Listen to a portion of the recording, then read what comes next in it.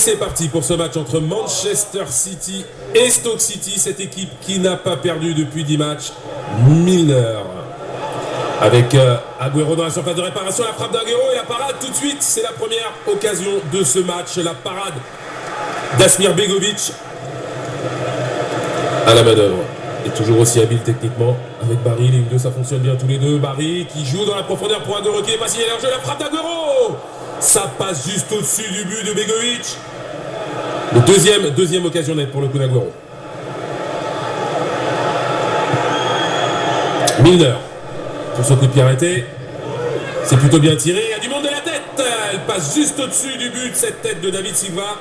Et Stoke qui commence à mieux s'organiser, hein. On le voit avec ce pressing sur le porteur du ballon. Même si là c'est Agüero qui a récupéré le ballon, il est pas en position de frappe, Agüero. Et encore une fois c'est Barry hein, qui lui donne le ballon. Milner encore, avec Barry en une touche, pour la tête, sur le poteau de Sergio Agüero. Quelle occasion, la meilleure pour Manchester City.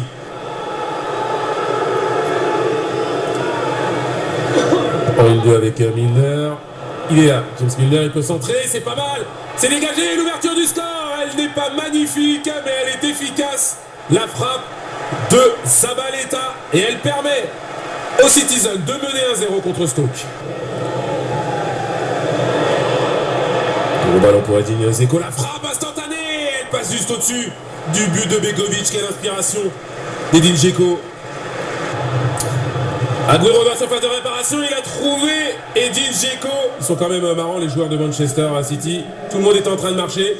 Agüero frappe du pointu, c'est détourné par Begovic. Et qui traînait par là? Edin Dzeko. Allez, le corner pour Stoke City, c'est dévié.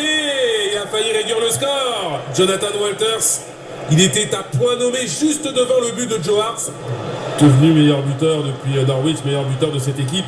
David Silva dans la surface de réparation, il est bousculé comme a décidé monsieur l'arbitre. Et oui, le penalty forcément. Il a été bousculé un petit peu bêtement par Nzonzi, emporté par son élan. Sergio Agüero face à Begovic. Et ça passe pour l'Argentin.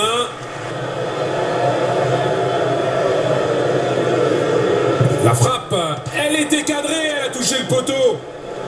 On va la revoir.